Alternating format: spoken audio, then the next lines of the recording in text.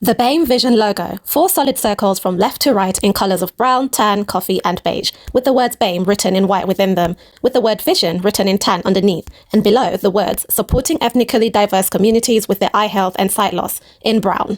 BAME Vision presents celebrating blind and partially sighted grandmothers with Sameena Karim. My name is Sameena Karim, and I have two young, well, they're not so young now, but they're young men who are married and have children. So I have three grandchildren.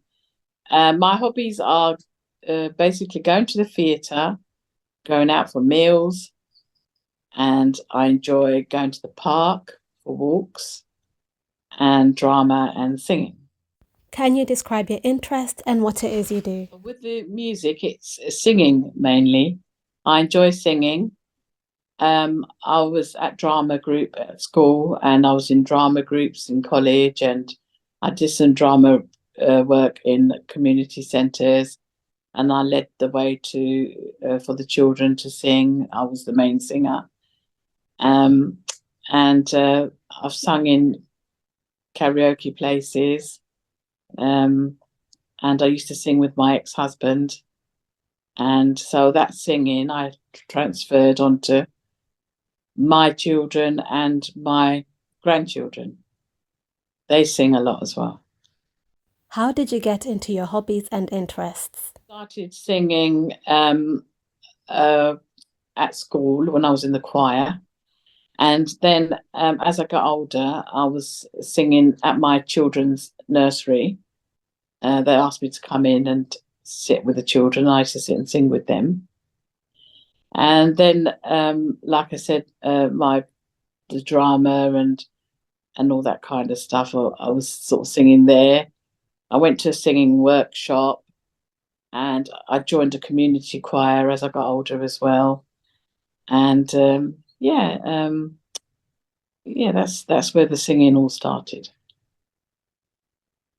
Did you get any support with participating in your interests? With the singing, I had it was like parrot fashion, so they'd play the part of the song, and then you'd repeat it back to them, and then that was okay.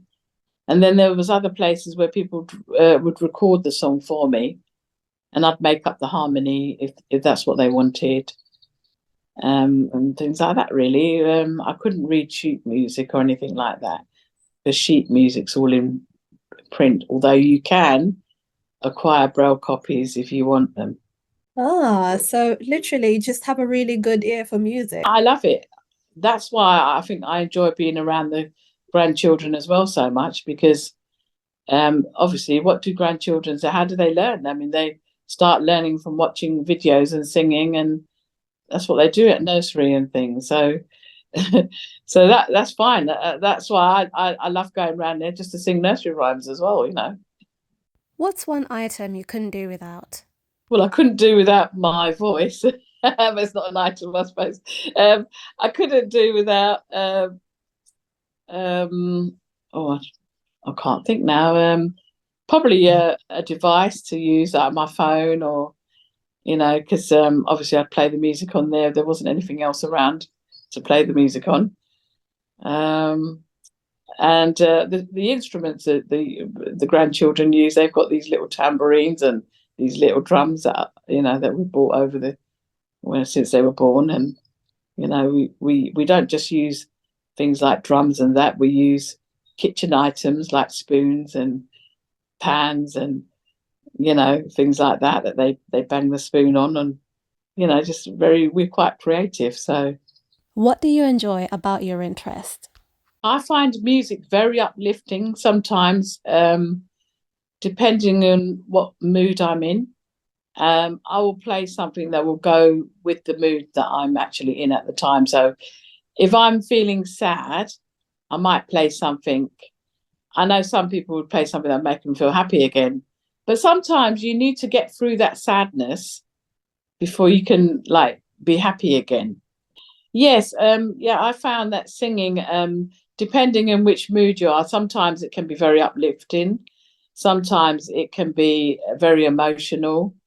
And I must admit, I do get myself uh, when I'm singing on my own or when I'm listening to a piece of music or a song, I do get quite emotionally involved in the lyrics. And sometimes I'm with my friends and I'm happily singing, and that's good too, because it's very, very uplifting. So yeah. Are there any new hobbies and interests that you have picked up? Um, well, my grandchildren like colouring and things, so I try, and if I'm colouring with them, I will try and see if I can find something that they can draw around, or either a shape or something, and then maybe they can colour it in. Or maybe like building things with them, like using these magnetic things that they've got these days, these flat square and triangle things. I don't know what they're called. The other day we had to build a house, and my granddaughter's into Pokemon, so she likes Ash from Pokemon. So we had to build this house, and she wanted this Pokemon inside this house. She wanted it to be in there. So what I had to do is build the house out of these magnetic things first, and then I had to physically lift the house up from one side and put the Pokemon in there, with his hand sticking out the window so she could look at it. And she was so overjoyed. I just love watching them being so happy and overjoyed about the little things that we do with them. What would your advice be to other vision impaired grandmothers? Well, to elderly grandparents and young, actually, I'd say get away from saying children should be seen and not heard. Get away from that, because grow up with your children, your grandchildren, at every stage that you can. Enjoy it. It's really fun, and it will really uplift your spirits as well. So you won't have time to think about your ailments and stuff like that. If you enjoy your life with your grandchildren, they will be happy, and you will be happy. And every time you walk into the house or the room, they will come running up to you and say, "Nanny, nanny, nanny," or in my case, it will be "Dado," you know, and they'll hug you, and they won't look at you as, "Oh, this is my old grandmother that doesn't do anything. She just sits in the chair all day." They'll look at you and they'll say, "Come on, let's play," you know, enjoy it, because I do. What do you feel is the biggest barrier for blind and partially sighted grandparents?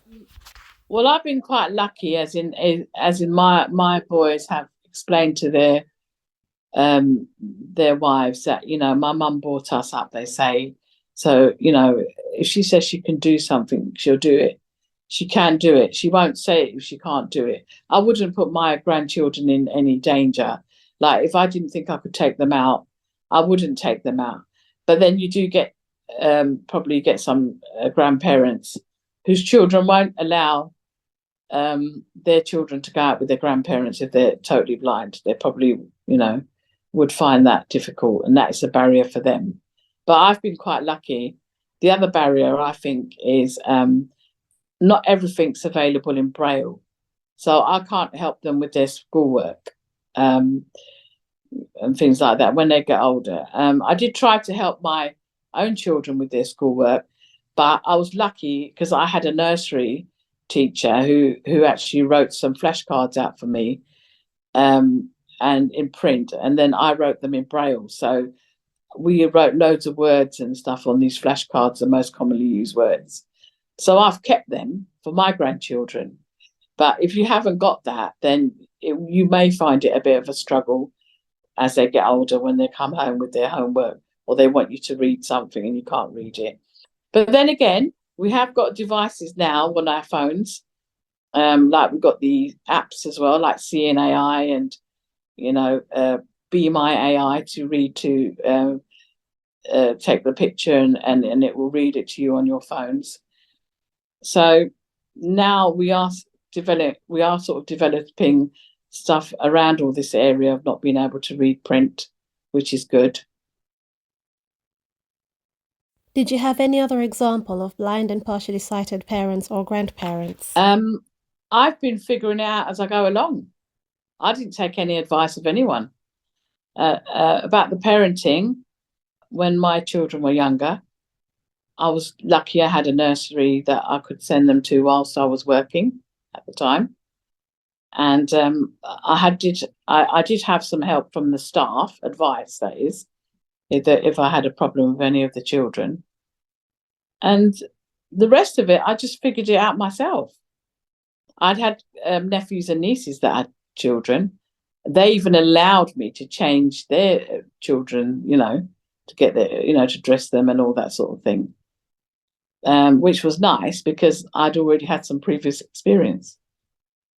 Do you feel like it would have made a difference if you had these examples? Well, actually, I did have a book. Someone did lend me a book on parenting, but I didn't really read it. I didn't have time to read it much, to be honest. And it is what it is. I just got on with it. Like I said, I did have a little bit of training, I should say, from my own brothers and sisters' children, my nephews and nieces that had been born, and I was in the same house as them. And, they showed me how to change them or get them dressed up. They showed me how to do it. And a lot of it comes naturally, I think. I mean, I get ready myself. I don't have to, no one has to teach me. Once you know which way around the labels go on your clothing, you're all right. Thank you, Sameena, for your wonderful contribution to our Celebrating Blind and Partially Sighted Parents and Grandparents series. If you'd like to read Sameena's blog, which would be part 1 of her interviews, please head over to our website, www.bamevision.org. To keep up with all of our latest activities, please follow us on our social media on LinkedIn, Twitter, and Facebook. Thank you so much for watching, and see you next time.